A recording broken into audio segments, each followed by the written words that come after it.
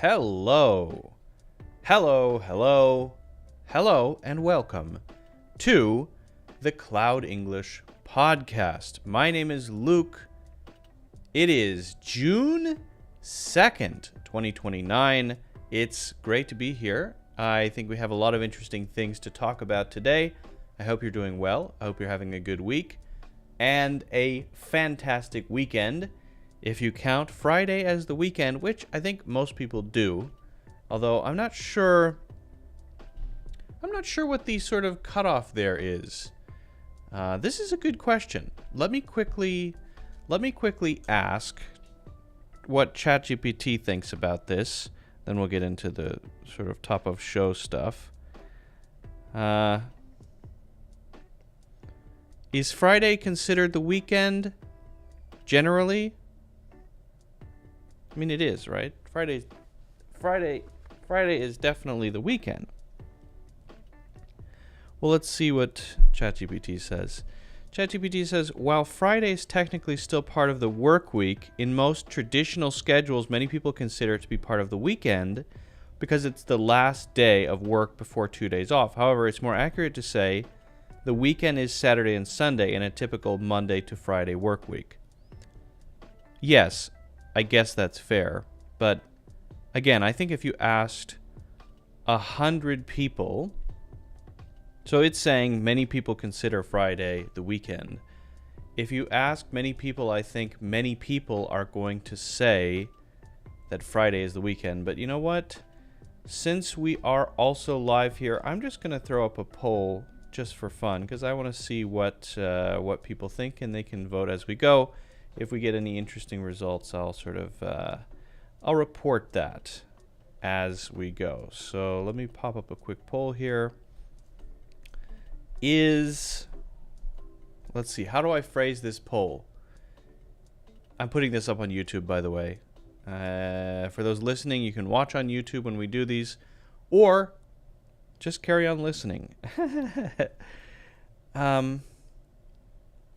Yes, Ice Block, we are live. Hold on. Let me think about how to phrase this. Because if I just say yes or no, I don't think that quite captures it. Okay, so is Friday the weekend is the question. And then yes, no. And then the third option will be Friday evening is the weekend, but not Friday during work, school. Oh, that's too long. Okay, I just have to put Friday evening as the weekend. Okay, so add that third option, and we'll put that in. Let's see what people say. I'm very curious. Okay, Ice Block, love from China. Hello from China, and Karina's here, and also Maga, hello. So today we're going to be talking about storytelling and why it's so important for learning English, improving your English, speaking English well. We're going to be going over some of the principles that you need to tell stories well, the pieces, right, in a couple different ways. And we're also going to be going into some useful words and phrases from an episode of a TV show. We've been doing this fairly often, and feel free to submit suggestions as well on that. What else? We're going to be looking at the Duolingo English Test. We're going to be actually doing a practice test.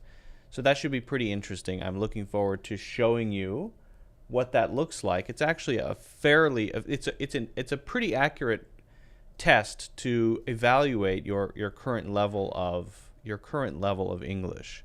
So we have that to look forward to. If you haven't already done so and you're watching this on YouTube or Facebook, then you can hit the thumbs up. That really helps the algorithm to say, hey, I like this, other people would like it too. Subscribe as well. If you're listening to this later and you're listening to the audio version, as I know many people do, then that's fine. I support that. If you ever have feedback on improving the listening only experience, please reach out. Please let me know, because it's very important to me that the audio-only experience is good, right? So reach out. Let me know if you have any feedback on what I can do to make it better, because I respect and appreciate the listeners only. If you want to join live, though, you can do so every Friday around this time. It's about noon Eastern Standard Time, and so you can join live and ask questions and comment and so on, or not. Just watch and listen later. That's fine too. I'm okay with either one, to be honest.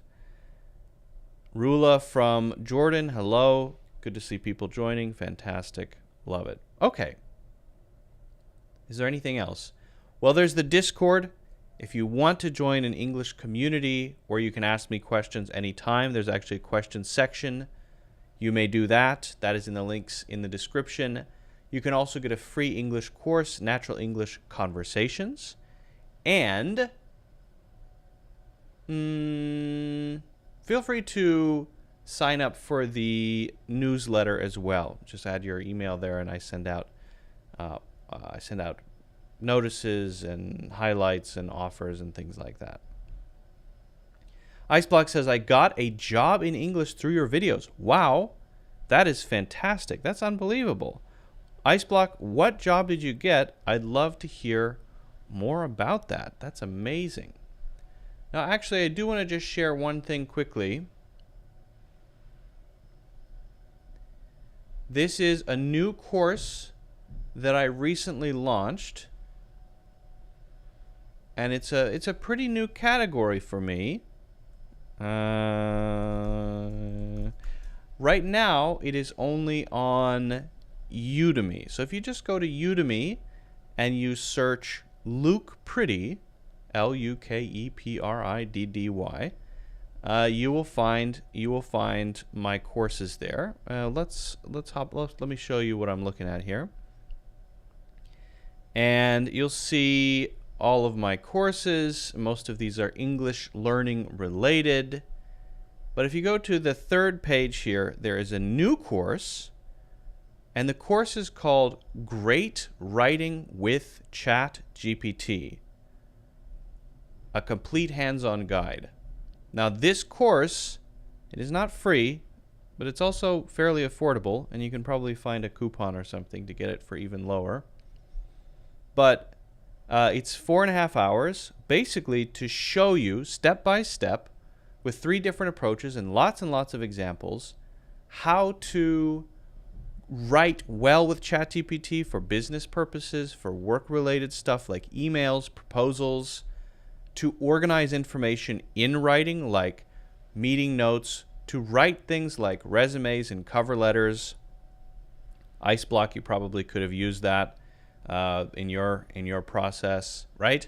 So I feel very confident in the quality of this course. I think there isn't a lot of stuff like this in terms of how do you actually get good quality writing. It's very easy to just go into ChatGPT and get something generic, blah, like just write something for me. But to get really good writing is not easy. We already have 105 students in the course, which is fantastic. It's already got 10 ratings, all 5 stars. So pick this up.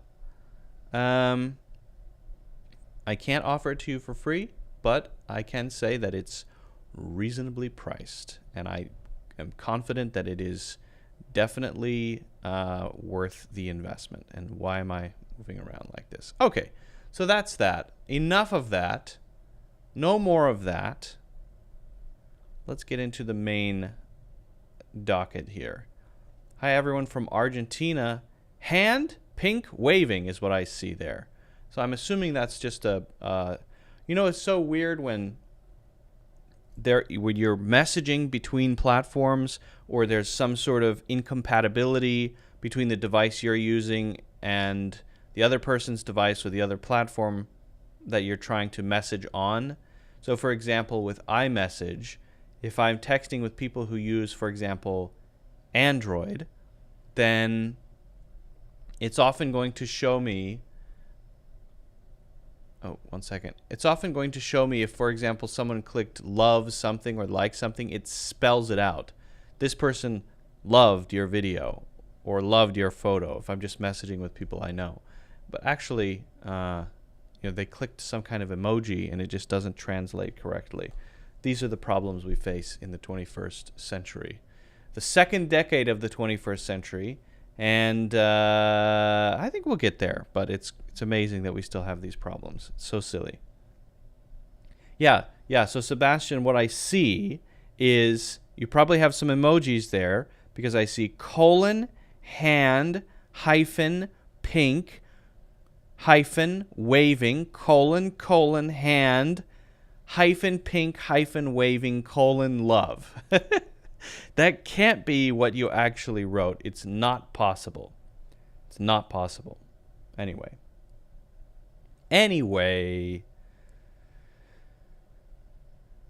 Vissal says, I came here after a long time. Welcome back. Okay. It's good to see you. Good to see you, everybody. Good to see you. Okay, we have some votes on the poll here. Wow, it's surprising. No, it's actually not that surprising.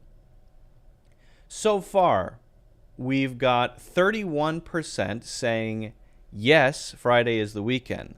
We've got 31% saying no, Friday is not the weekend. So it's tied there. But then we have a shocking 38%, which is not shocking at all, saying that Friday evening is the weekend. And that's actually what I think a lot of people feel, is that it's kind of in this weird limbo state. It's the weekend, but only after work is finished is it the weekend, right? If it's Friday morning, it's not the weekend. Friday at 5 p.m., that's the weekend, right? Iceblock said, I almost let ChatGPT write my emails now. I'm a salary thief. Yeah, just be careful with company information, right? You can get in big trouble there. If you put private company information into your emails or into even doing work-related stuff, you've got to be really careful with that because they're, depending on the industry you work in, things that are not supposed to be out there. But if you put a request into ChatGPT, it's on their servers, right? So OpenAI's servers, so you never know. Hello, Luke Swadi Krub? Sawadi Krub? Sawadi Krub. Ah, you must be from Thailand. What does Krub mean, though? I know Sawadi. I know, for example, Sawadi Khan, Sawadi Kap is, I know what that means, but Krub, Krub, I'm not sure what that means. Yes, I will change the important information. Okay, that's a good strategy. Yeah, so you do a replace keywords and then do the emails and then, yeah. But again, I would highly recommend checking out that course if you're a professional working, because the difference between write an email about something and a really finely tuned email that it feels exactly like you actually write, that is a very wide gap, huge margin. And I think that's where the sort of value in something like a course comes in, is learning the steps to get to really, really high quality writing, right? All right. Well, those watching live, if you have any big questions throughout, we'll get to that. We're going to be going through some topics today on the docket. But yes, I will be checking questions and comments as we go along. So today we're going to be talking about storytelling. So let's get into that. I feel that storytelling, stories, are not really as appreciated as they should be when it comes to learning English, using English, speaking English well.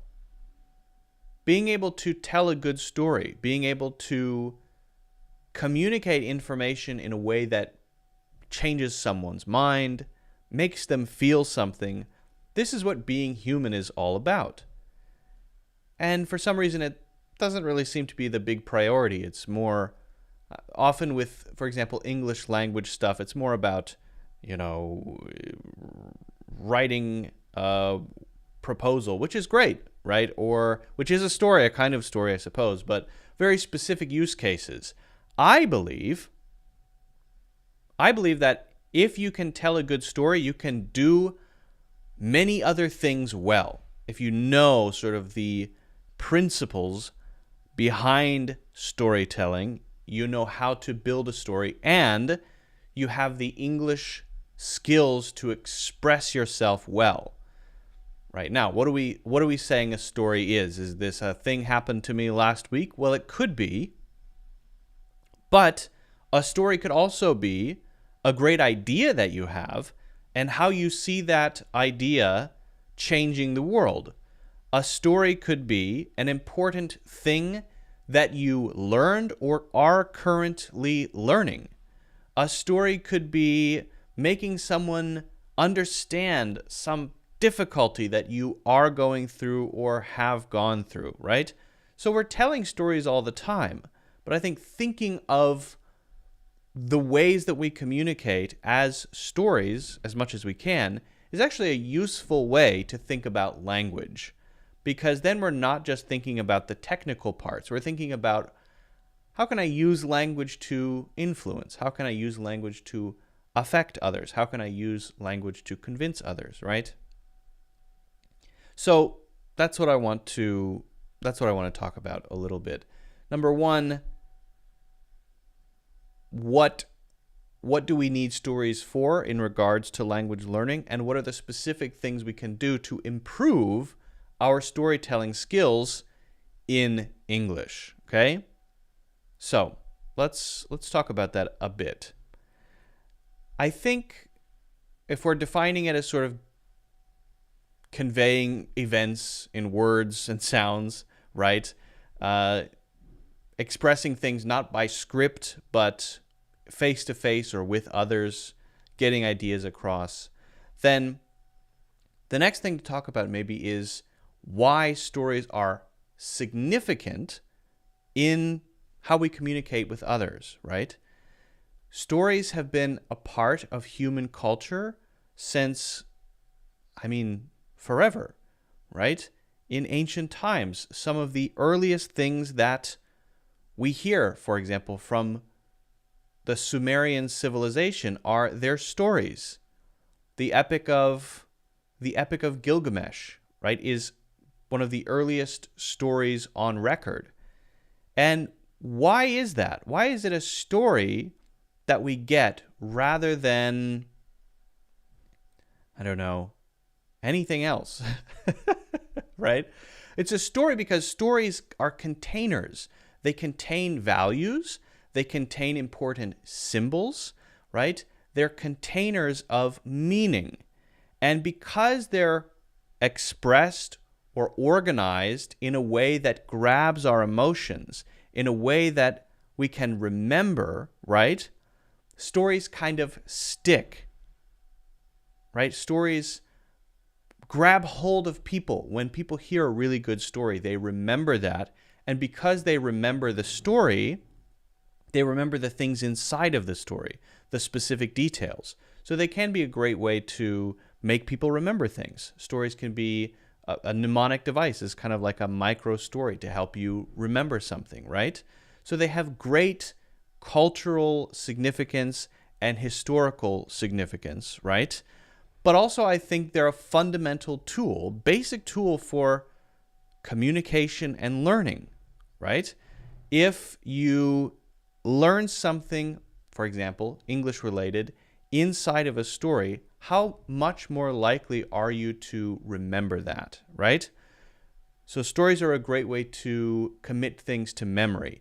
The mind palace technique, or the memory palace technique, or it's also called the loci method of remembering things, which is very powerful, is based on stories.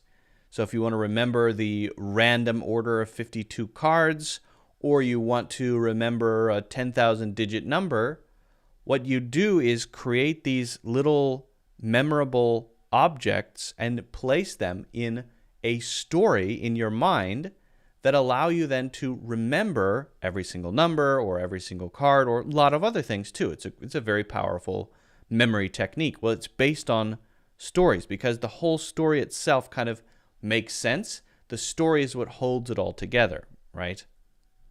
But now what about specifically language learning? What is the role of storytelling when we're learning English, right? So maybe we can start with the pieces that we need to express a complex idea.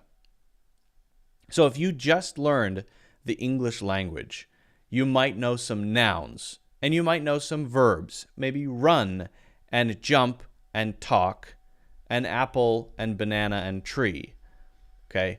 Can you express complicated ideas with basically just that? It might be a little bit difficult, right?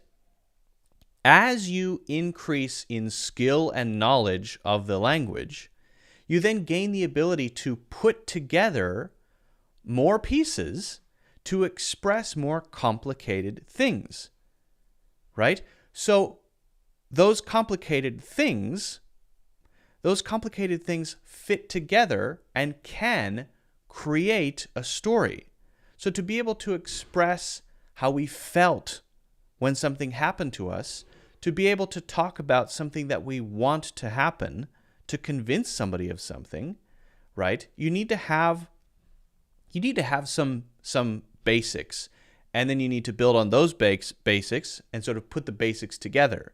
And then you need to put those things together to make even bigger pieces. And once you get up to a certain level, then you can really start expressing a lot of things. And so it's in a way kind of a challenge to you to get to a certain level. To be able to tell a good story is to be able to get a bunch of complex ideas and fit them together in a natural way that other people would like to listen to. Okay, so what do I need to be able to do that? How much language do I need? How good do I need to be at using the English language, right? So you can use how good are my storytelling skills almost as a subjective way to measure your English fluency, your knowledge of English, your ability to use the language, right? And it's not just knowledge, by the way. I said use the language and your knowledge of the language. Because if you know a bunch, that doesn't mean you're a good storyteller. You have to be able to use all of those things you know in order to tell a good story, right? So then you go to the next level, which is, okay, I can tell a pretty good story. I can talk about my vacation that I took 6 months ago, but I like to make it even more impactful, even more interesting. Now you have to challenge yourself to broaden your vocabulary, to learn more specific words that can get those ideas across very well, right? Those very, very specific words. So that's a challenge to you to continue to learn, right? So number one, being able to communicate in a story is a way to measure, okay, where am I? Am I making progress? Can I use the language? And then number two, this driver, this thing kind of pushing you to, I need to learn these new words and phrases so that I'm able to express my ideas better. And I'm using stories very loosely here. I don't just mean a thing that happened last Tuesday. I mean, what we talked about, a thing that could happen, a thing that I believe, a thing I want you to understand, right? This is all storytelling skills, right? But also, going the other way, being able to listen to a story and understand it and enjoy it is challenging your listening skills, right? It's challenging your ability to comprehend the subtleties of what someone else is saying or perhaps writing, right?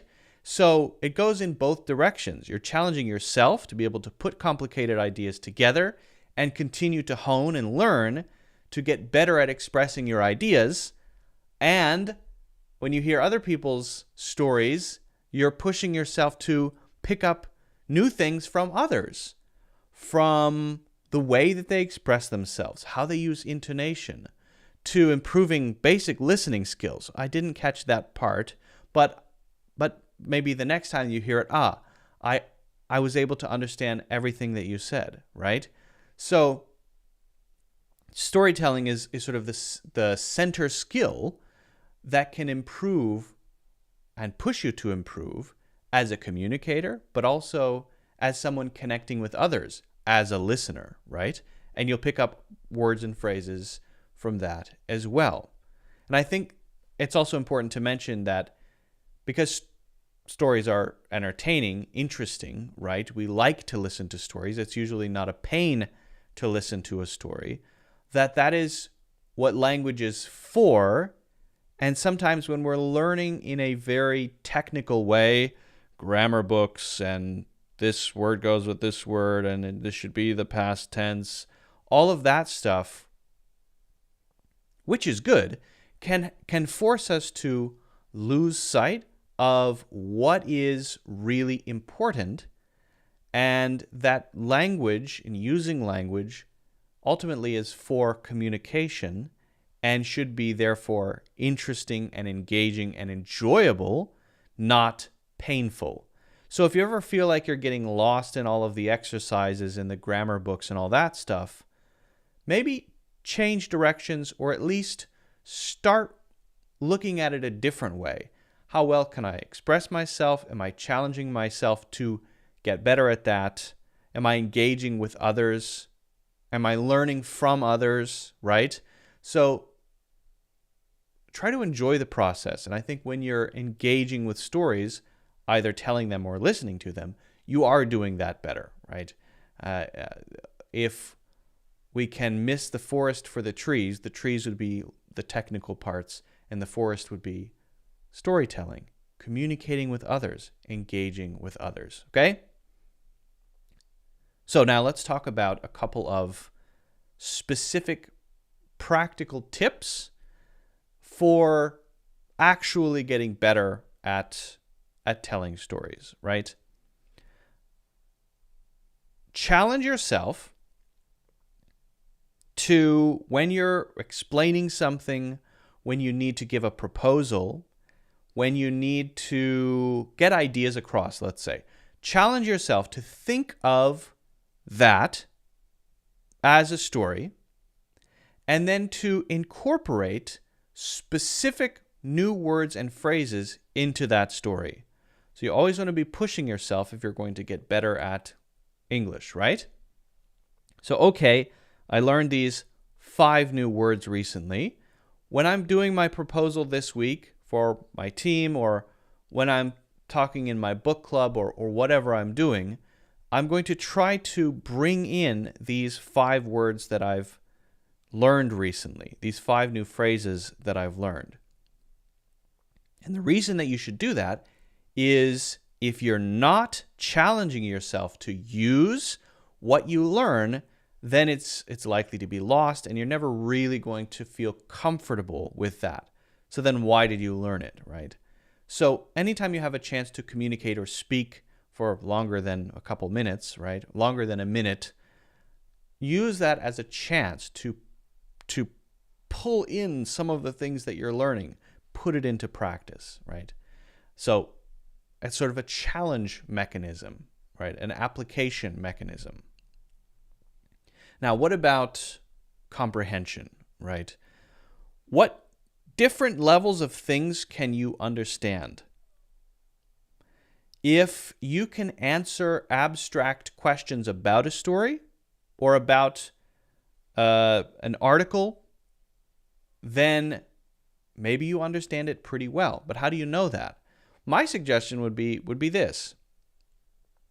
If you have an article that you've read and that's a story, generate from, let's say, ChatGPT, generate a set of 10 open questions about that story or that article, and then try your best to answer those. If you want to test your understanding specifically, then make those knowledge questions, right?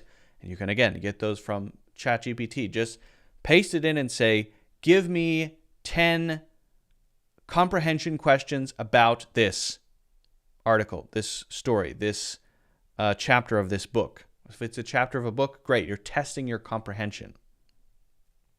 If it's a video, for example, one of my videos or an interesting video that you've seen and you want to see if you understand it, then get the transcript from the video, paste that into ChatGPT, get, again, 10 questions, ask for comprehension questions, ask for open questions, whatever you want to check for, right?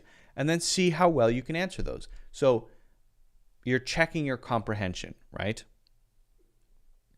Now, what about putting the pieces together? We talked about complex ideas. What about putting those pieces together? Because complex ideas put together are what make up, or what can make up a story, right? I think it's important to practice this. This is where repetition and practice and getting comfortable comes in. It's unlikely that you're going to get good at something when you do it once every 4 months. So you want to do it on a regular basis. This would be talking about what happened last week, something interesting you learned last week, a challenge you overcame last week, a bizarre thing that you experienced or thought about and why that happened. These are all, by the way, stories. And just record yourself talking through those. And as painful as it might be, go back and rewatch that and give yourself feedback. If you have friends you can talk to and share those with, great. Those opportunities can be few and far between. But at least record yourself. Do it regularly. Do it twice a week. If you instead you want to talk about, I don't know, your favorite products that came out this week, then do that. Start a YouTube channel. I always recommend people just start one, even if you don't have any viewers. Just do it because it's going to challenge you to consistently practice putting those complex ideas together. And the more you do that, the more comfortable you get with it. You start picking up little things. If you're watching back what you did, then you start noticing things. If you're putting it on YouTube, then you start getting comments. And this all leads to this feedback process of getting better, pushing yourself. And consistency is very, very important there, right? But don't forget writing as well, right? Writing is a powerful tool. You should practice writing too. Putting your ideas down in writing, you can go back and read through them and refine what you wrote, right? So keep a diary.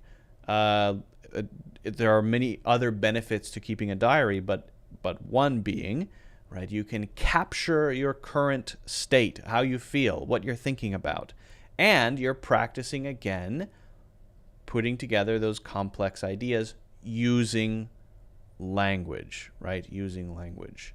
Okay, so those are just a few things to keep in mind. And again,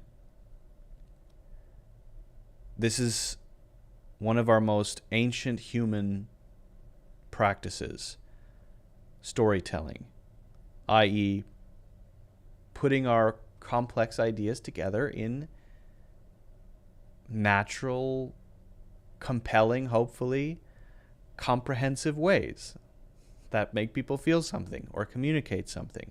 And so if you start looking at yourself as a storyteller, if you start thinking of yourself in that way, as you're improving your English, then you don't get bogged down in the technical stuff. You become a communicator, and you remember that language is for communication, right? And also you make more connections. You engage with others more, whether you're listening to stories or telling them. So there's so many benefits. And again, it's a great way to evaluate your progress. How much am I able to express naturally? How do I feel when I'm doing that? Could I be using more interesting, nuanced words and phrases? Can I understand every word of that story that I'm hearing?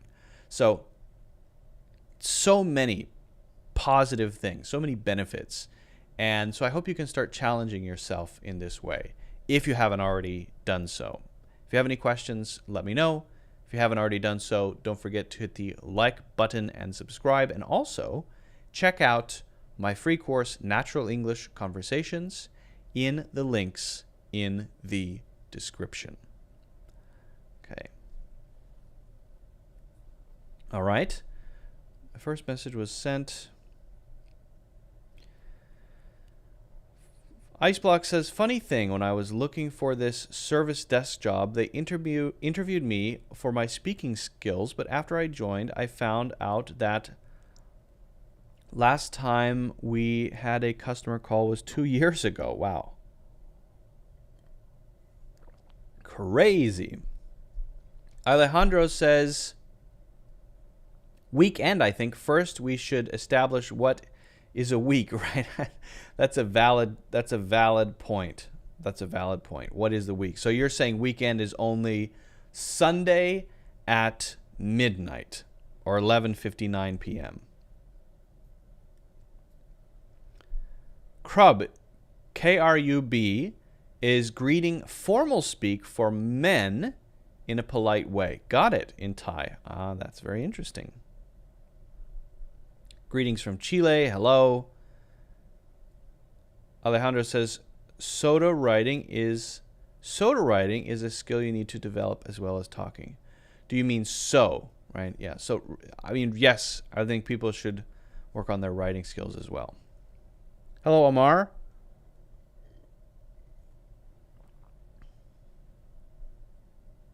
They haven't noticed that you're speaking as a beginner. Well, we all start somewhere, right? I think, as I just talked about, speaking skills, we often forget what it's all for, but we really just need to communicate with other human beings. And if you can do that well, then you can accomplish a lot. And it's amazing. But if you struggle, it can be so frustrating to not be able to get your ideas out. That can motivate you, hopefully, to push yourself, to learn new sentence phrases, sentence types, right? Sentence patterns, all of those things that can make you better at expressing your ideas. It's so frustrating to not be able to express ideas. And personally, I find it frustrating when other people don't know how to express their ideas. Now, not including English learners, I say. If you're not a native English speaker, for me, you get a pass. That means I have a lot of friends who are not native English speakers. And I'm impressed if someone is speaking my language and it's not their native language. I think that's amazing, first of all, without any other qualifiers. That's great. So I don't have any expectations of, oh, you should be better at it, right? You're speaking it. Great. That's already great. I'm satisfied. And so I actually enjoy the challenge of helping people maybe refine those things if that's what they want, right? To express themselves better, again, if that's what they want to do. But also trying to understand broken English is a challenge for me to put those missing pieces together. That's great. So I think what I often get is many non-native English speakers feeling like bad because they think I'm judging them because I am a native speaker and I'm an English teacher, and but I'm really not. I really don't care. But I do judge native English speakers who don't communicate well. That's what I do. So if someone is a native English speaker and they don't put their words together well and they can't speak cohesively about a topic, they don't know how to express their ideas clearly, I'm full of judgment. Full of judgment. I'm very, very judgmental about that. Why? I think everyone has a responsibility as a sentient human being to learn their native language to the point where they can articulately express their thoughts out loud to others. I believe that is everyone's responsibility. I don't think it's everyone's responsibility to do that in 2 languages, but to be able to do it in your native language is important. I think it's a basic human skill. And so many native English speakers cannot. And they just sound like I don't know. I mean, they sound dumb. And I don't like it. But you don't sound dumb if you're not a native English speaker and you're not expressing yourself well. Why? Because it's your second language. Again, the fact that you're speaking it is amazing.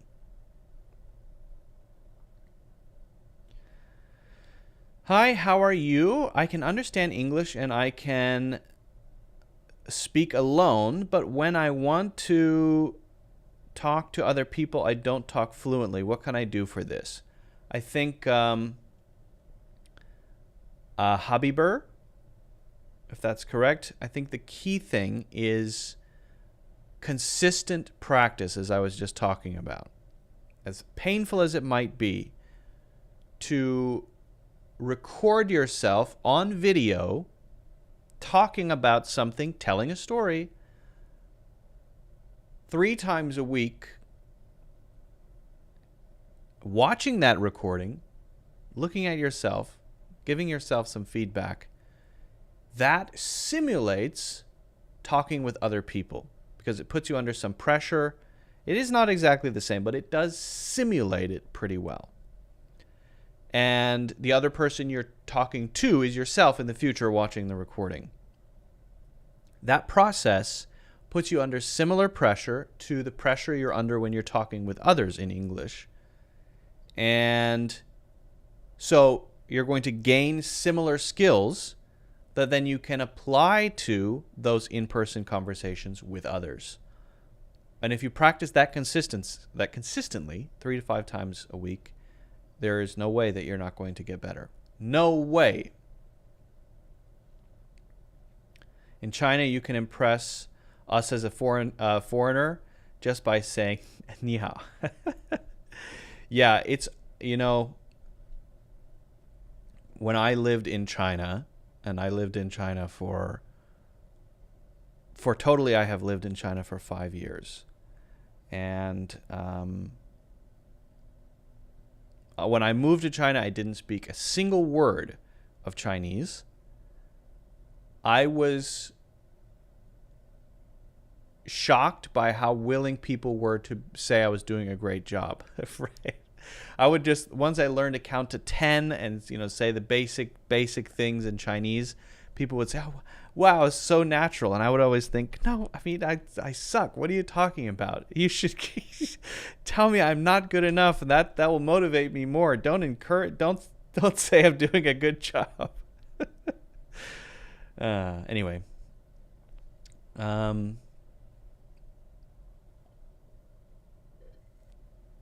We're going to learn some words and phrases from a TV show. We're going to be looking at a scene from The Queen, and we're going to learn some words and phrases from that. So look forward to it.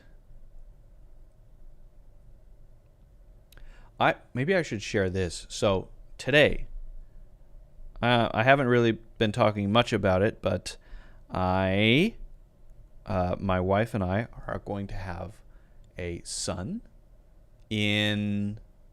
probably in July. That's the due date, is July.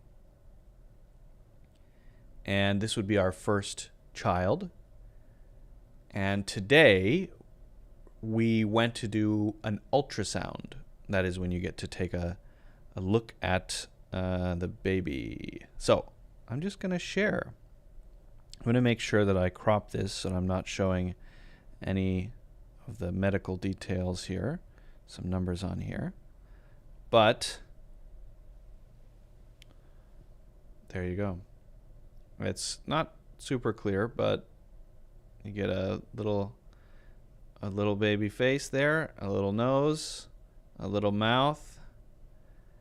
That's a 3D image. Pretty cool, I think. Pretty cool. Yes, we have picked a name as well. I think I'll hold off on that. I will say we've picked. I don't want to say it's final until it's actually final. I will say we've picked an unusual name. Really, you think it looks like me? I think it looks more like mushroom.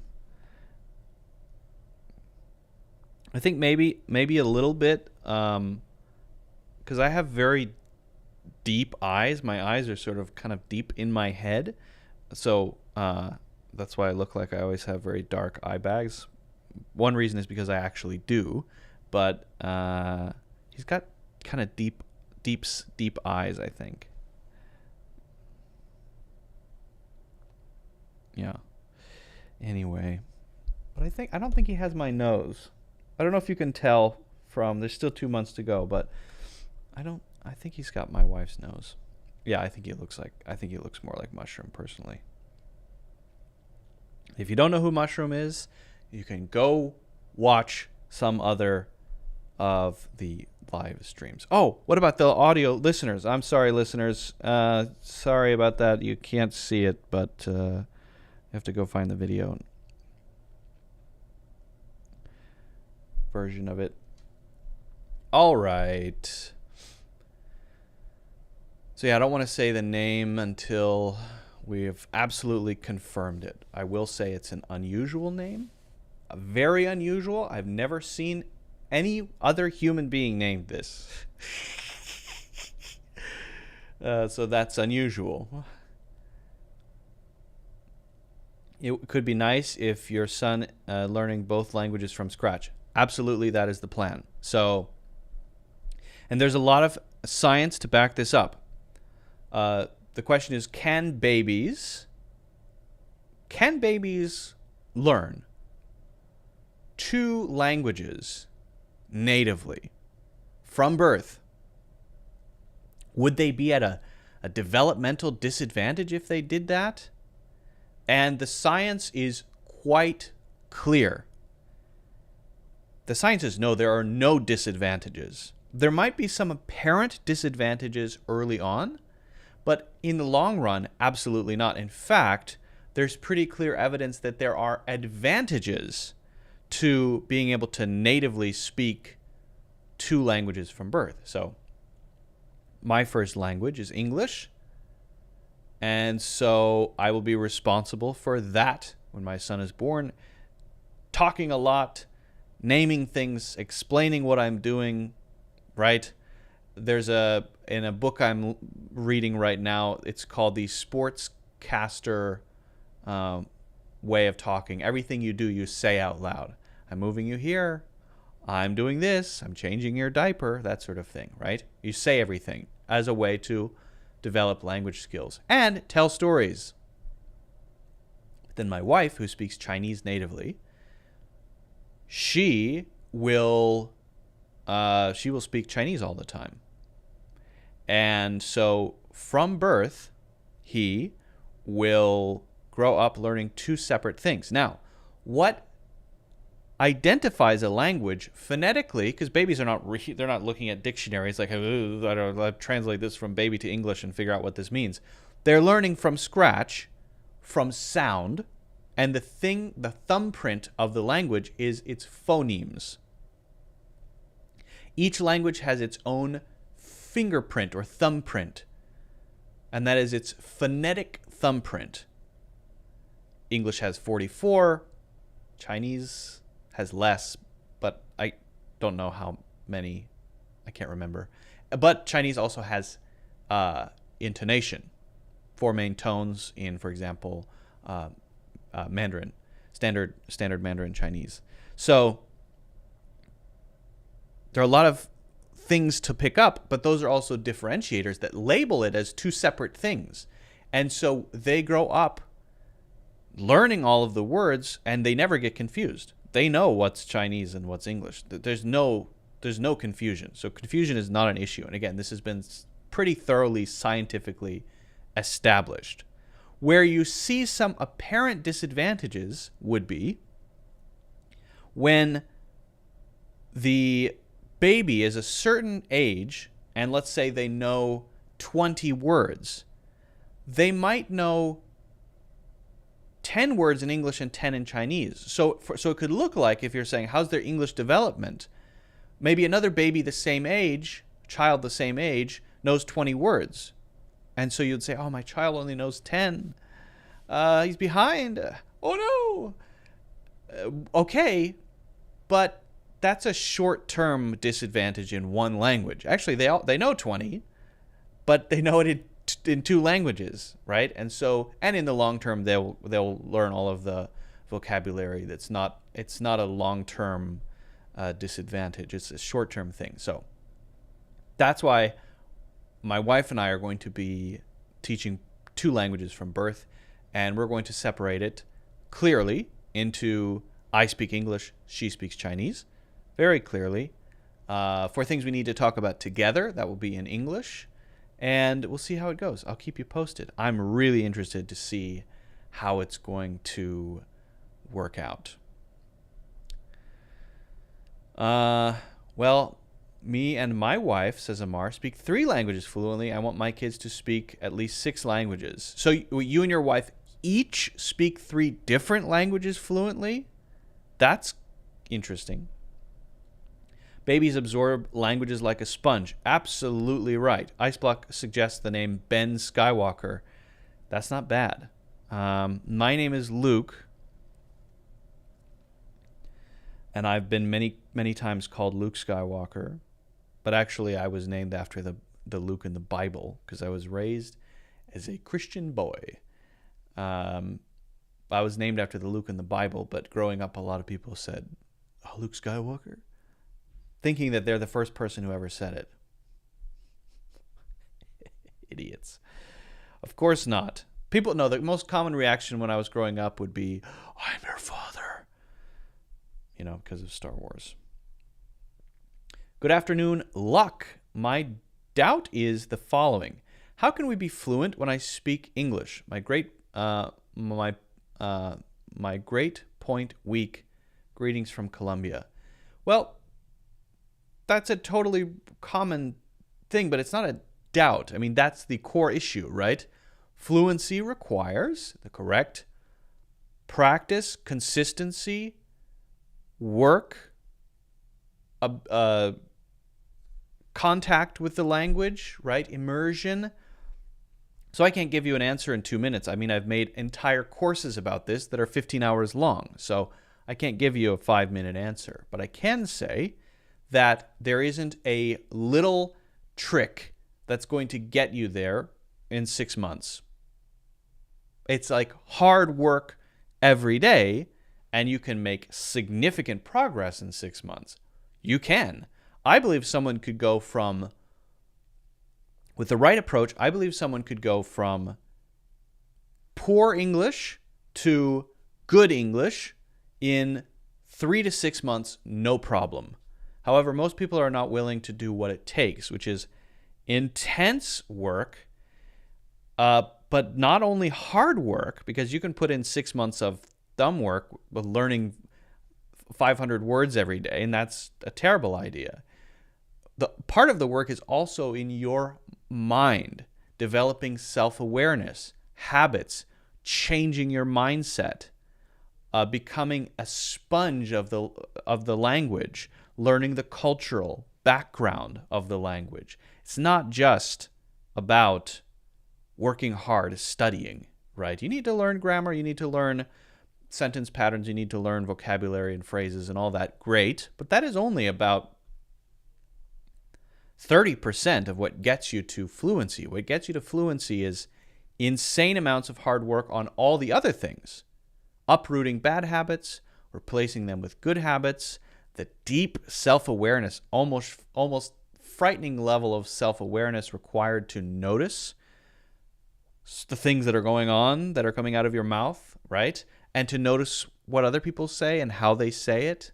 It's possible. Most people can't get there, though. It's very hard. Very, very hard. I would say it's very hard to become fluent in English. It's extremely hard. And only a few people get there because only a few people do it the right way. That's the truth.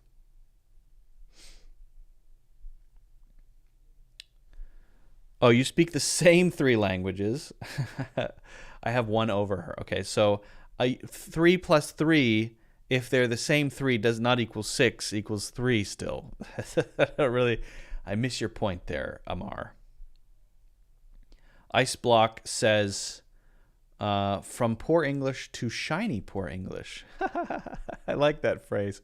Shiny poor English. Somehow I like that. That's nice. If a child knows 20 words in one language and there's another who knows only 10 in 2 languages, I think the latter deserves more merit. Yeah.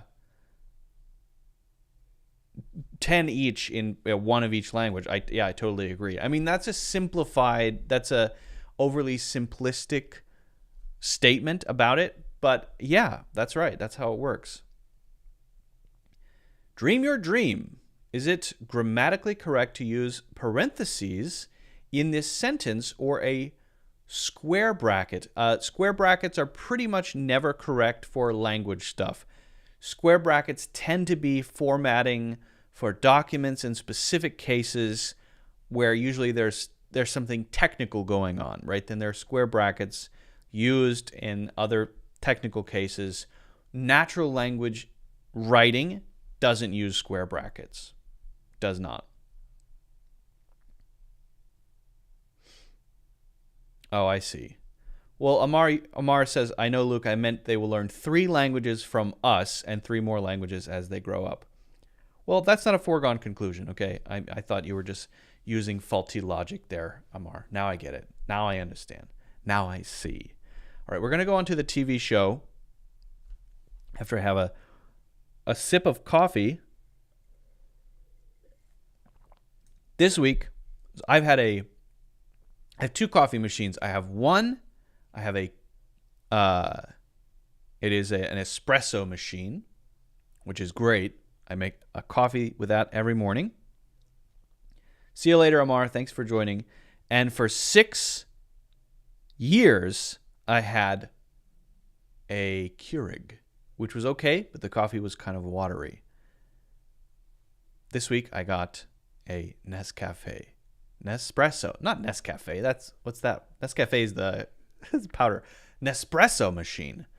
And it's good coffee, but the foam on top is not like espresso foam. It's got too much air in it, and so after about 30 seconds, it starts to collapse, and then the texture gets weird, and I don't like it. So I like the coffee, but I have to spoon off all of the sort of frothy stuff that comes out. It's odd. It's very odd. So I'm not sure how I feel about it. It's cool. It's a cool machine. Tastes better than Keurig, but the collapsing foam does not do it for me. Tony says, so is it possible to use parentheses in that sentence? Dream your dream. Dream bigger. Yeah, but you need to use both parentheses. I mean, you need a space in front of the first one, and then you need to use one on each side. Okay. All right, let's get into our TV show. We're going to be looking at a scene from The Queen, a scene from The Queen, a scene from The Queen, a scene from The Queen, a scene from The Queen. And doesn't matter if you haven't seen the show. We're just going to be learning a few useful words and phrases from the show. So listen carefully, turn on your ears. We're going to be picking out these from context, right? So you have to pay careful attention, try to fit them into the overall context and guess the meaning. And if you want to practice, you can try to make your own sentences using that word or phrase. And also think about using ChatGPT to try it out. You could ask for a few example sentences and then ask ChatGPT if they're correct, right? Get example sentences or provide example sentences. You can do both. You can practice both with ChatGPT. Okay. So listen carefully.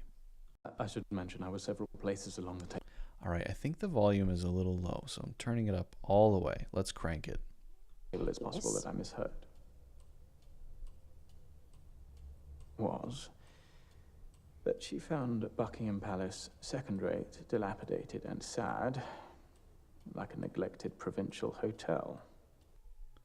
Okay. What's going on? My cat is making weird noises. I think she's sleeping and having a strange dream. I'm hearing like a...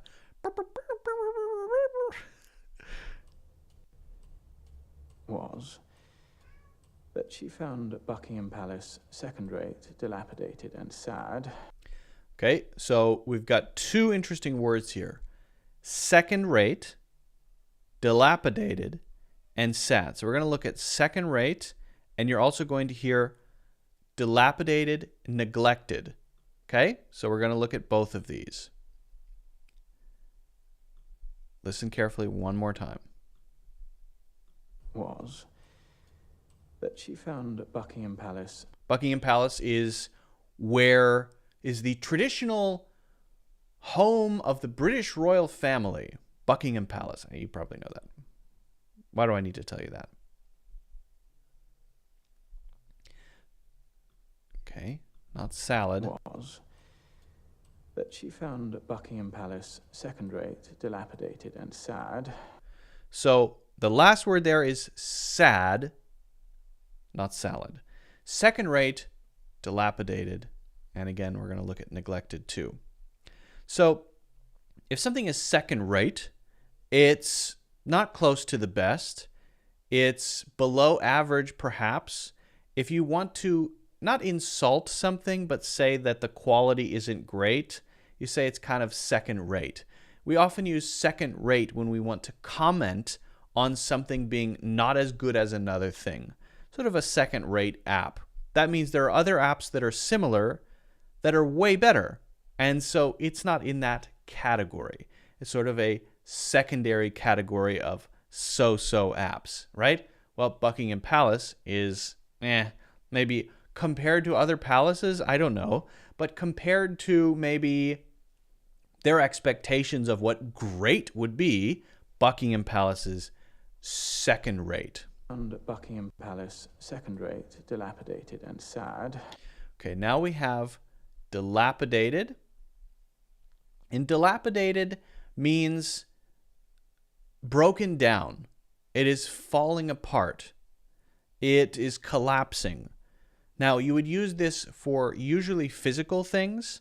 So would you say that your heart is dilapidated or something like that? That's a bit odd to say that your mind is dilapidated. Some people might say that Joe Biden's mind is dilapidated. Usually people are going to choose other words. So for physical structures, it's very common to use dilapidated rather than for personal things, personalities, character traits, right? Often we're describing something physical or the state of something, the state of a city. The downtown area of San Francisco is deeply dilapidated and neglected.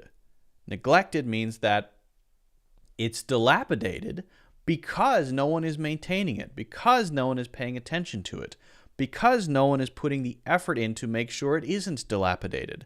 Dilapidatedness, that's not a word, happens over time due to neglect. So you could say that neglect causes dilapidation, particularly if we're talking about physical spaces, buildings, houses, living rooms, shacks, shanties, downtown areas, whole countries perhaps, and sometimes other things. I've heard an economy described as dilapidated. It's just less common than talking about someone's backyard or someone's house. Like a neglected provincial hotel. Yeah, okay. A neglected provincial hotel. So neglected being the cause of the dilapidation. Neglected, again, just means you're not paying attention to it. You're not really caring about it. Okay? That's a good screen grab there. One came away with a sense of a tired institution. Listen to came away with. Yeah, and that one came away with a sense of hotel. Yeah, and that one came away with a sense of a tired institution. One came away with a sense of a tired institution. Now, why are they saying one instead of he or she? Well, one is a somewhat formal sounding impersonal pronoun. it's a pronoun used to replace a person, but instead of saying they or you, there's something called the impersonal you, right? If you want to be successful, you need to.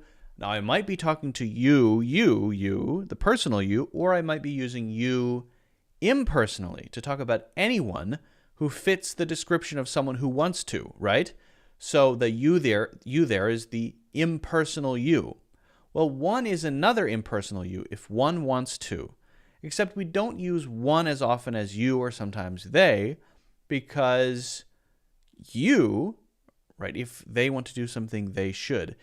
One sounds formal. It often feels too formal, and so a lot of people aren't comfortable using it on a regular basis because of that feeling of formality that comes with it. If one wants to.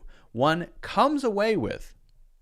So if you come away with something, you could have something physical, yes, but you could also come away with an impression, a feeling. I came away from that meeting with a sense of optimism. I came away from that event, or I came away with this feeling of doom that we're all going to be living in a AI-fueled dystopia within the next 5 years. Well, okay, what did you come away with? It could be your insights, your impression, your feeling, right? Usually when you experience something, you experience an event, a place, a meeting, anytime you have an experience somewhere and you want to describe your impression from that, you're learning from that, right? I came away with, for example, a course. Luke, your ChatGPT writing course was really great. I came away with a lot of powerful prompts and great insights about how to use ChatGPT to create great writing. I came away with those things, right? Okay, so that's how we're usually using it. And that one came away with a sense of a tired institution. A tired institution. And an institution here is, you could have an institution that is like an academy or a university, right? Or a sort of very large organization that is responsible or working on a specific thing. But an institution in this case being a structure in society. This institution being the royal family, which was very different maybe 500 years ago or 300 years ago, where kings and queens actually had real power, and the King of England was a very powerful person who could do a lot of things and make decisions. And now one comes away with the feeling that the institution of the monarchy, of the royal family of England, the what are they called? The I'm blanking on the word. What are they? They're the Windsor? What is the word? I'm blanking on the word. But that would be the institution of the royal family of the UK, right? And if it's a tired institution, they're sort of irrelevant. They're bogged down by traditions. It's kind of meaningless. What's the point? People are asking that question. What is the point of the royal family, right? Okay, we're going to be looking at overheard next, so let's keep going. Without a place in the modern world. I see.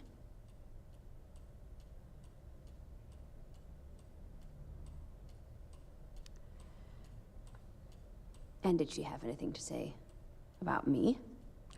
Patrick. Did you have anything to say about me? I was at the other end of the table.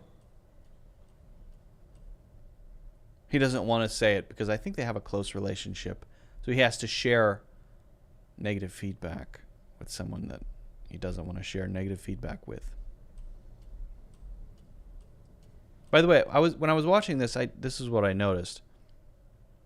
This is a guy on Saturday Night Live who looks exactly like this guy, and I thought it was him, but it's not.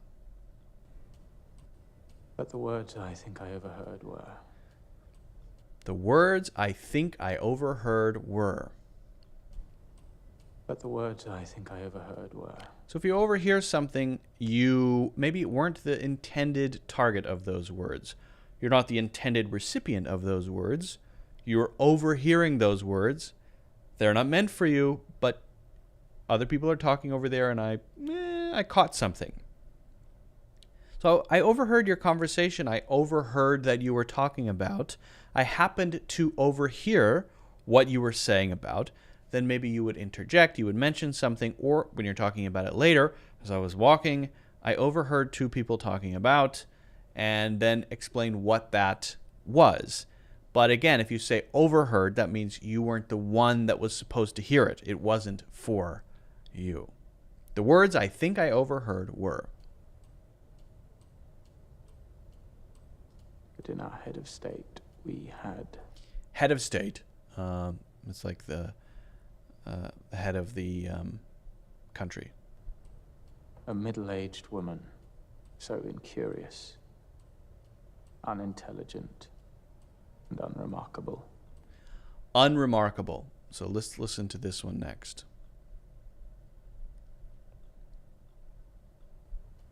Unintelligent and unremarkable. Britain's new reduced place in the world, intelligent and unremarkable. Unremarkable, unintelligent. So what's the difference between unintelligent and unremarkable? Well, they are a little different, right? Because you could be remarkable and unintelligent. A remarkable person would be someone who's very interesting, who's impressive in some specific way. But it doesn't say in specifically what way. Maybe very interesting. Maybe a very good artist, right? Maybe an amazing dancer. Exceptional, extraordinary. Those are similar words to remarkable. Unremarkable is basically very plain, completely uninteresting, nothing special going on. Basically a zero in terms of what do you remember about that person? Nothing. Very unremarkable. So it's in some ways it is an insult, right? But sometimes we use unremarkable if we're talking about nothing bad happened. If something bad could go wrong and it doesn't, it was a pretty unremarkable Tuesday afternoon. That's not necessarily an insult. That's not saying anything bad about Tuesday afternoon. It was a relatively unremarkable Tuesday afternoon means nothing bad happened. Oh, that's good. I was just trying to avoid bad things. I thought something could go wrong, but unfortunately, it was a relatively unremarkable Tuesday afternoon. Oh, nice. But if you're an unremarkable person, in this case, it is an insult. Like boring, dumb. I'm not saying this about the Queen. Please don't come after me on that. I don't know. But that's what he overheard, right? Liz is unremarkable, apparently. Unintelligent and unremarkable. Yeah, I mean, this is the Queen's English. This is sort of formal Southern English. This is a Southern accent. Britain's new reduced place in the world was not a surprise, but an New reduced place in the world, by the way. inevitability. Urgent and unremarkable. Britain's new reduced place in the world was not a surprise, but an inevitability. Britain's new reduced place in the world was not a surprise, but an inevitability. An inevitability, what is that? An inevitability is something that was bound to happen or is bound to happen. It's not something you can avoid. We don't know maybe when it's going to happen. That's why we say it's an inevitability. It's an inevitability. Say that 10 times fast. An inevitability, an inevitability, an inevitability. That's tough. This is something that will happen, not avoidable, but we're not specifying when. That's the key, right? There's a certainty about it. It's like there's a rock rolling down a hill, and man, that's not such a great example. There's a rock sitting on a cliff, and every year the cliff sinks a little bit under the weight of the rock. So it's an inevitability that the rock will eventually fall. It's an inevitability. Adjective form, inevitable. It's inevitable. The rock is going to fall. When? I don't know. 5 years, 10 years, 100 years. I don't know when it's going to happen, right? It's inevitable.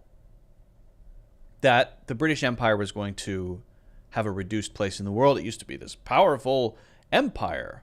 The sun never set on the British Empire. Well, now, after World War II, it has a reduced place in the world. I believe this is happening after World War II. That's the idea. Reduced place in the world was not a surprise, but an inevitability. Sorry, Queen. Hard to hear. She does not like to hear that. But anyway, so we talked about second rate. We talked about dilapidated. We talked about neglected or neglect. We talked about coming away with something, right? We talked about overhearing something, overhearing. We talked about an institution, right? And unremarkable and inevitability or inevitable, okay? Try to use these in sentences. That's the only way that you can actually remember them. Try to, next time you're talking about something, see if you can include them in a natural way. Give it a try. If you have any questions, let me know. If you haven't already done so, don't forget to hit the like button and subscribe, and also get a free course, Natural English Conversations, in the links in the description. Okay? You knew I was going to say in the links in the description, it was an inevitability. And to those listening on audio later, if you want to join live, Friday is when it happens. And you can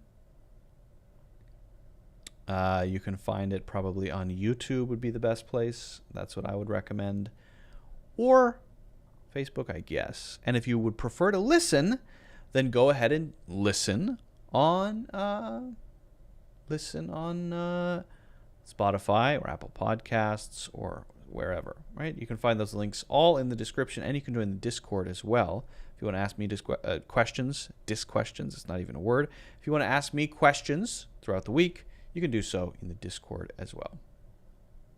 A lot of people message me privately to ask questions, but don't start with hi. Please do not start your message with just hi and then wait for me to respond. If you send hi to me and then you don't get a response from me, don't think, oh no, he's not responding. I don't respond to anybody who says hi. I only respond because I get like 1,000 highs a day. That's an exaggeration, but a lot of people just say hi. And these days, there are a lot of messages you don't want to respond to. So if you have a specific question, for example, in Discord, in the first message, you can say hi and then say the question. Hey, I was watching your live stream last week and I noticed blah, blah, blah, and I'm wondering if blah, blah, blah. That's good. I'll probably answer you. Okay? Smith, can you hear that, Neo? It's the inevitability. Yeah, that sounds about right. I believe that's Agent Smith's line in the first... Or is that... I can't remember. Yeah, I think that is when he became the Many Smiths, right? That's not my favorite thing. I'm not a big fan of the many Agent Smiths in the second and third Matrix movies. I think they went the wrong creative direction with that. They could have made Smith a very compelling villain who returned as a great villain, but instead they just made him this virus that turns people in the Matrix into more Smiths until he becomes everybody on the planet. I don't know. I didn't find it very, very compelling. Yeah, that's right. It was Matrix Reloaded. Do you hear that, Mr. Anderson? That's inevitability.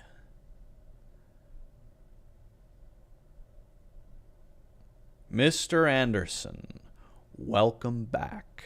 We missed you. All right, I'm going to close the poll. Poll results are in. 45% say that Friday is not the weekend. Very clearly, 45% say that Friday is not the weekend. 32% say it is the weekend, and 22% of people say that Friday evening is the weekend. I am in the camp of the lowest group, which is 22%. Started out as the largest one that says the weekend starts on Friday. Or maybe it's not a good poll. I don't mean in that question that Friday is the only weekend. I mean Friday evening, Saturday, Sunday is the weekend. Right? The weekend starts at 5 p.m. on Friday. 4 p.m. Yeah. Anyway.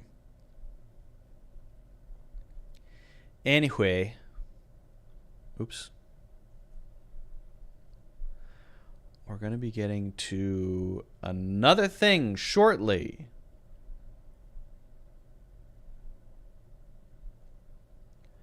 I want to talk a bit more about building a story. So we're going to hop over to the Blackboard.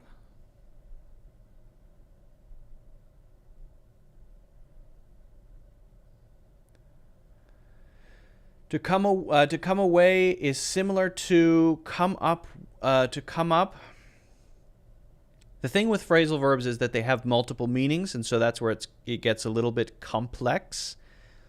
To come away with is to have that as your takeaway, your insight, your impression after a particular experience. To come up with, if it's with, again, to come up by itself is different than come up with. To come up with is like create by yourself, to start from scratch, to build something from scratch, to think of an idea, to have an insight, right? I came up with this myself. All you, nobody else, right? So that's different. That's different. Luke inevitably got a son. That's right. A son named? I won't say it. I don't want to say it.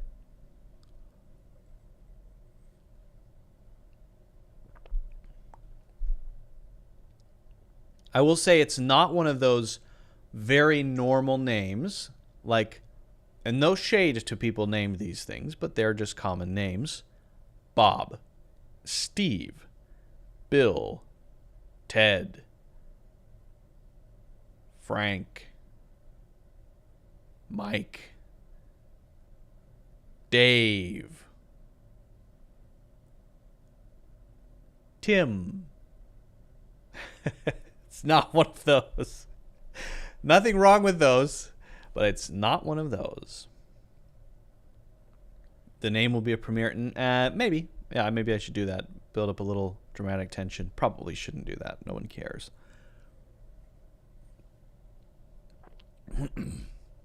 My old English name was Sky Lollipop. I like that a lot. I wonder if it was a mistake to go from Ice Block Soda to Sky Lollipop, because I'm a fan of Sky Lollipop. And while there's nothing wrong with being Ice Block Soda, Sky Lollipop is pretty dope. I like it. Sky is a cool name. Sky for a girl could be Skylar.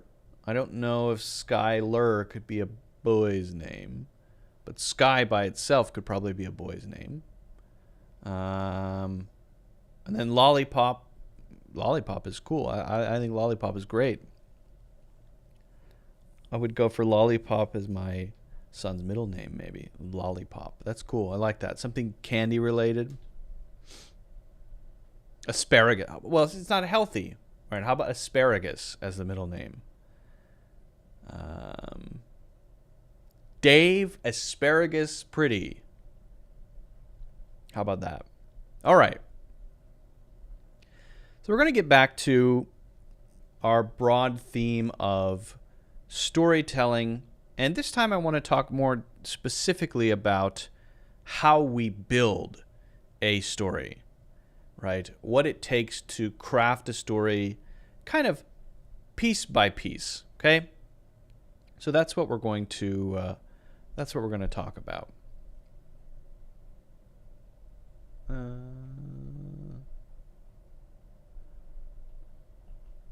Hold on, let me see if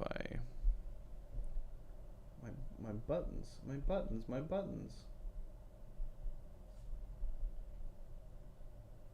Okay. There we go. Does that work? Does that work? That doesn't work. Okay.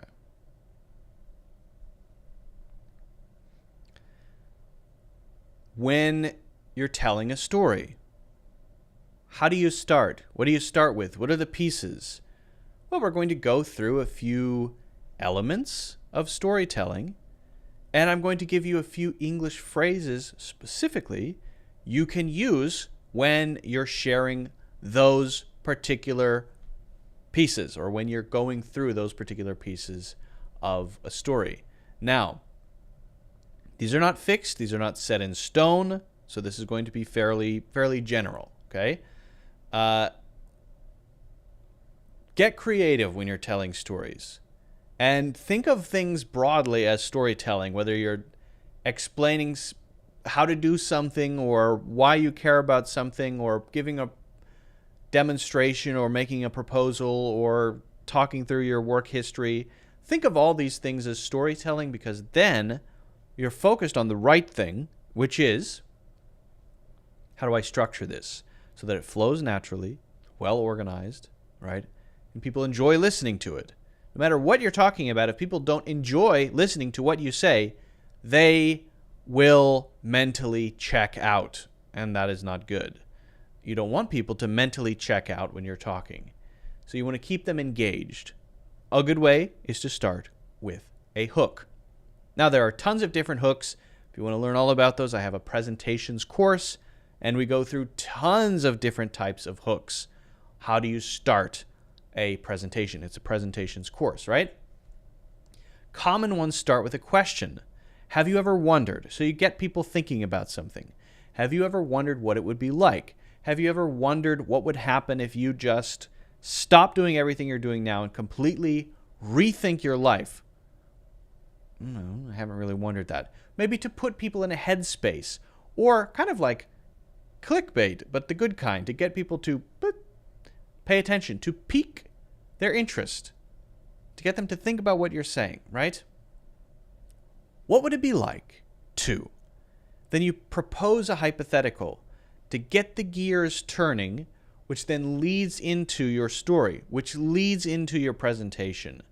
And again, I regard presenting and storytelling as essentially synonymous. They're the same thing in my view.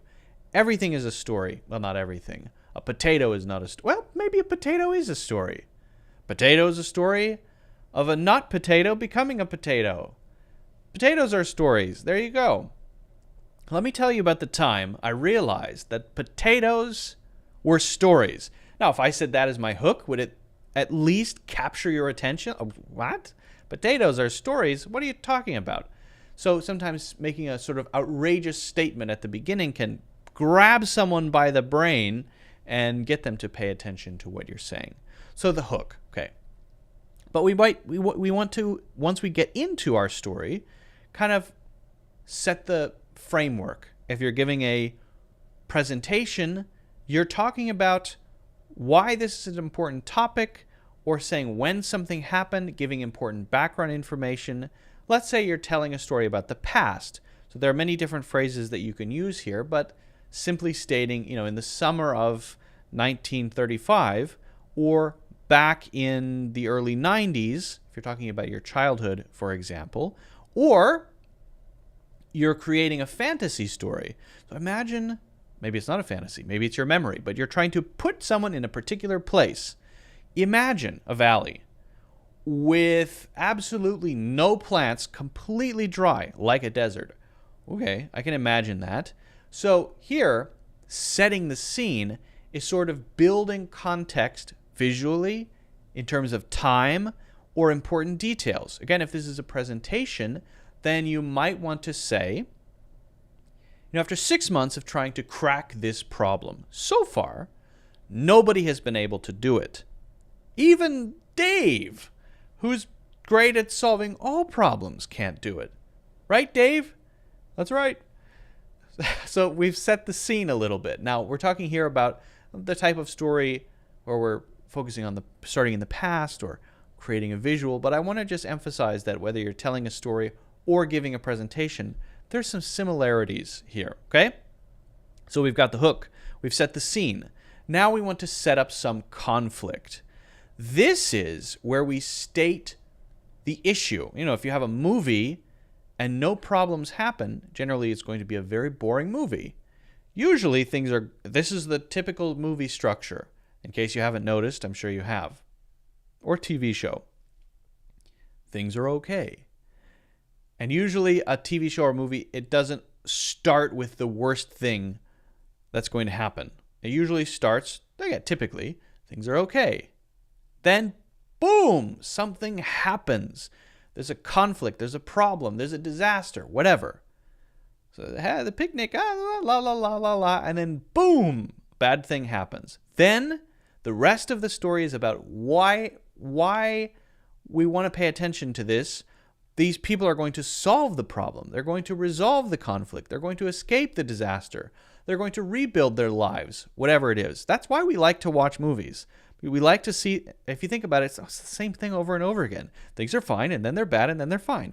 But the fine at the end is a different kind of fine, and we connect with that process. And that's why stories are powerful, and that's why we remember them. When you're stating the conflict, the problem, the difficulty, the struggle, the disaster, we might say things like, the real problem was, okay, now this is the thing that happened, okay? Then out of the blue, we heard a low rumble. Okay, out of the blue means suddenly. Everything changed when, right? Everything changed when a stranger moved into town. That would be the narration of the movie. These are just some basic phrases, and again, there are a billion more depending on the thing you're going to describe, but this sets up the transition from then talking about the solution to or describing the thing that you did to fix it, right? But we might continue going on describing the problem a little bit more, right? So we may say, as we get into it a little deeper, despite everything we tried, we couldn't figure out, right, why all the bees were attacking Dave. Dave, every time he goes outside, he gets swarmed by hundreds of bees, and they all attack him. And we tried coating him in anti-bee spray, and we tried putting a plastic bag over him. No matter what we did, despite everything we tried, we couldn't figure out how to make the bees stop chasing Dave around. Or we're going through problem-solving approaches. We knew we had to. We knew we had to figure out a way to, all right? We tried everything to keep the bees off Dave, right? We tried everything to maybe, if it, again, going back to the proposal thing, we tried everything to solve this, including hiring 30 contractors. Yet, we were still not able to. And then, what is the problem that you're trying to deal with? So this is getting a bit farther into it, and a couple of phrases that you can use there. Okay. But then we get to a very important point, which is we go through these difficulties to try to fix this, solve this, correct this, and now we want to have what's called in traditional storytelling the climax of the story, usually where things are the most exciting or the most interesting, which is when the hero of the story kills the dragon, solves the problem, when it's so close to it not happening, right? It could go either way, and that's the most exciting part. This bad thing happened, and then we struggled against it, and then near the end of the story, we are at the most interesting point, the most important moment. This doesn't have to be a struggle. It depends on the story that you're telling, but it's a very important moment. In that moment, I realized that what truly matters is pizza or whatever truly matters, right? Then suddenly,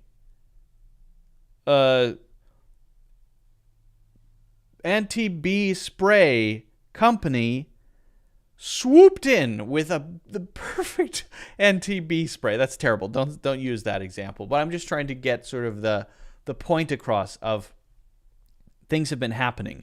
Something goes wrong. And then we try and we try, and then something very interesting happens, and then it's over, and hopefully that's a satisfying, complete journey, right? In an unexpected twist, Dave became a bee. He joined them, and that's what they wanted from the beginning. They were trying to recruit Dave and make him join their colony, and he became the queen bee in the hive. It was amazing. It was glorious to behold, right? So that's where we transition usually, right? Then we have the resolution. What is the thing that finally happens in the end? Finally, after all, you could put both of those together, or you could use only one, and then we might reflect on that later.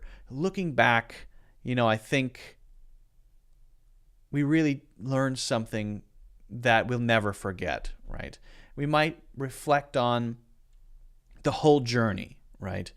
The real lesson here that I want to share with you, again, for a proposal, for a presentation, the real lesson that I want to get across here, right? The experience taught me to accept that my assumption about how this is going to be resolved may not be correct. Maybe we assume that the bees are attacking because they're evil, when really all they want is to recruit new bees. I got to stop with this terrible analogy. But we might reflect on that with a few of these phrases, right? What I learned from this is, what did you learn? What's the takeaway? What's the story? What's the thing that you got from it? Okay. So these are just a few of the phrases that we can use in these stages of telling a story, where we go from the hook to setting the scene to the challenge, getting deeper into the challenge and the struggle to make something happen, to the climax, and then what happened, and then reflecting on what happened. This is sort of this, in Joseph Campbell, it's called the monomyth, the hero with 1,000 faces, this book about how basically almost every single story in mythology is the same story told again and again. And if you think about it, almost every single movie that you watch is the same story again and again, in, of course, different forms, different details, but it's the same kind of thing, because our brains are programmed to get some kind of nourishment from these. And if we know how to tell stories and we know the phrases to communicate our ideas in a story-like way, then we can convince people, we can persuade people, we can do all kinds of things. So if you have any questions about any of these phrases, let me know. If you haven't already done so, don't forget to hit the like button and subscribe. And also check out my free course, Natural English Conversations, in the links in the description. Okay? Okay. I think we might not get to our Duolingo English test. I might have to pick that up next week, unfortunately. Victor says, B, B, B, B, B, B, B, B. And I agree completely. Retell a small story is a useful way to improve speaking skills. I agree with that completely. Yeah, retelling stories is a great way to improve. Clearness or clarity could be nice names to keep in mind, maybe. I think clarity is a cool name, a cool middle name. I like that. I do like that. Yeah. I do like it. Okay. Well, I think we might call it a day today. Let's see. Check out the ChatGPT course. Thanks for the questions. From next week, I'm going to be doing a form where people can submit questions anytime. I'll put that in the description. Then I'll pick, I think, one or two really interesting questions for the week and go through that. What else? Yeah, hop in the Discord if you have questions there as well.